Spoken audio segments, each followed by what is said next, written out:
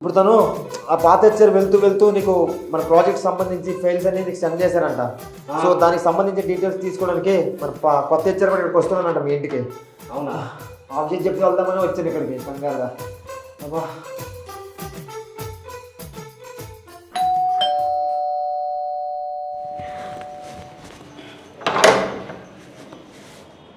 Hello hello hi hi. లోపలికి రావచ్చా? Hello లోపలికి రావచ్చా? కూర్చోండి. పర్లేదు, మీరు కూర్చోండి.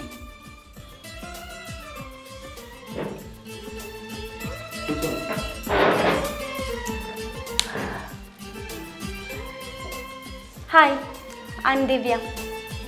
హాయ్ దిలేష్ పదం.